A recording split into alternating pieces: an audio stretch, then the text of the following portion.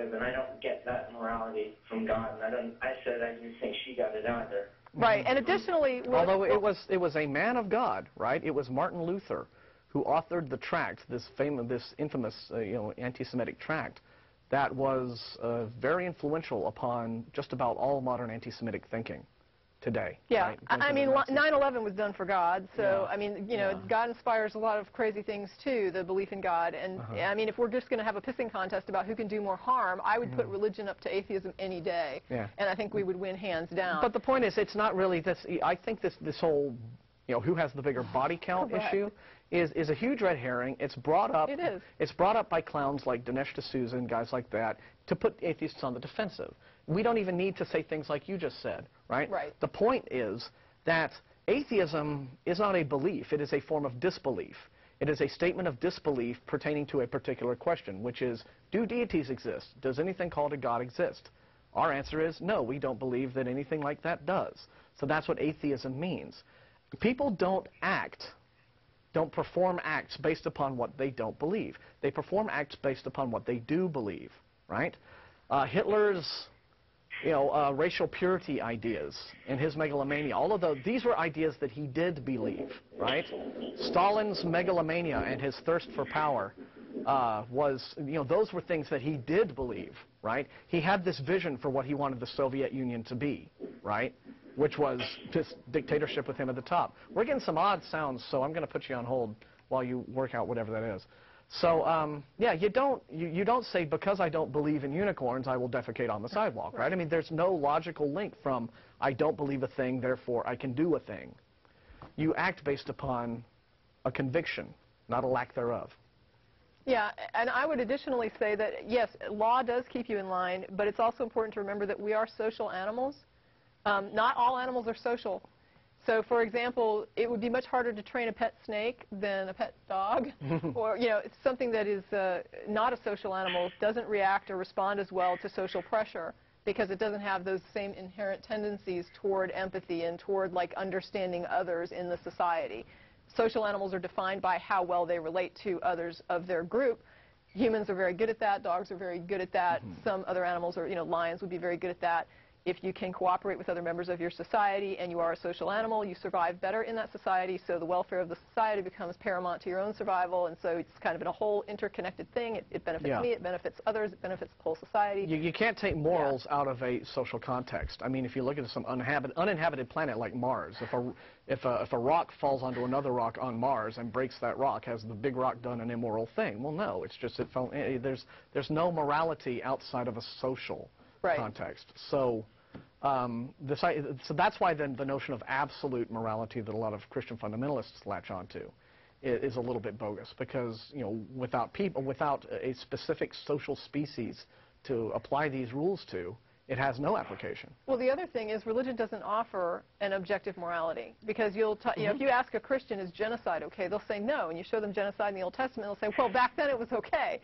Or they'll have some explanation. God said to do it, so it was okay. Or, so there's a lot of Christians who will justify something that they would call immoral right now as moral in a different context, and then they'll turn around and say that, how does an atheist have an objective morality? And it's like, well, I don't, but neither do you.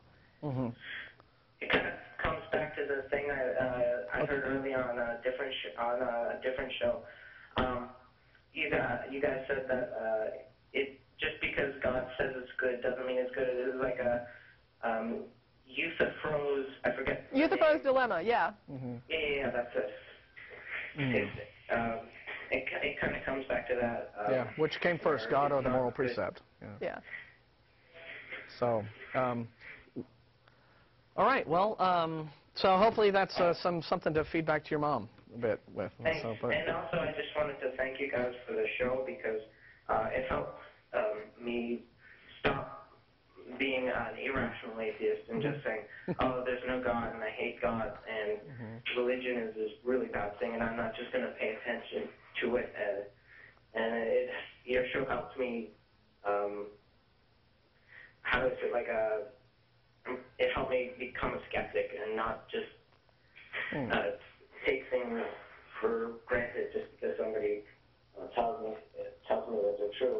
Well, we're glad to hear that. Yeah, Thank you. comments like that make my day, Thank and you I really so much. appreciate you letting us know. Yeah. So good luck. I mean, you know, you're on a journey, and just, you know, keep going, keep thinking about stuff and questioning and hitting them back with the hard questions. That's the important part. Thanks. All right, man. Thank you. Bye. I think we have time for one more. We have about 3 minutes to go. Do we have one more? Well, we do, but we don't. We're about to find out who that is. Don't forget, we're going to go to Threadgills after this and chow down. That's right, 6:30. Yeah. Cast and crew. And there is a new nonprofits also, so it'll be up on iTunes hopefully this week, but you can already link to it from the Atheist Experience blog at atheistexperience.blogspot.com. Okay, we have, who's left? We can just go for it. Tell us. Yes, all right. Just go for it. Hello, line 1, you're on. This is God. Oh, my Lord, I believe. I'm calling from the control booth. Okay. Mm-hmm. Is there a special message, something you'd like to No. tell the world? No, actually, the lines got cleared and we had miscellaneous audio problems. So I wanted to thank you both for doing a great show. Remind everybody to go to Threadgills. Don't forget to mention the back cruise. Bat Cruise! Yes. September! We're going to go cruising for bats.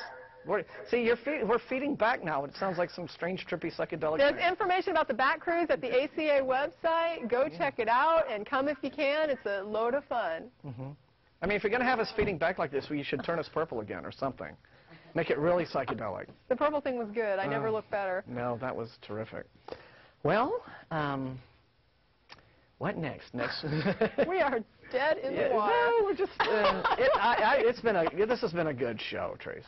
Well, I've enjoyed it. Yeah, we've had some good calls, and I hope so. We've just scared them all away. So, in the last 3 minutes or something, Thank you for the cast, Let's wing crew, and everybody that's involved in putting on the show. And don't they sometimes show themselves or something? If you want to show yourself, show yourself. we do have some technical Don't hide questions. behind. No, I'm going to go ahead and plug this nonprofits that I just did. And don't forget the Lamb of God. No, we will not. The Lamb of God with his little tattoo. We have a new Isn't that toy. hot? Yes. He's got a cross on his butt. And There we go. Whoa, that's where all lambs should have. so he really is a Lamb of God. It's not That's just a right. lamb. It's a Christian lamb. And he's just loving my shoulder right now. We did the most recent Gorilla episode of the nonprofits with my friends, Gia Grillo, my dear friend, and our buddy Chris Connor. We did a 137-minute epic show that is available now.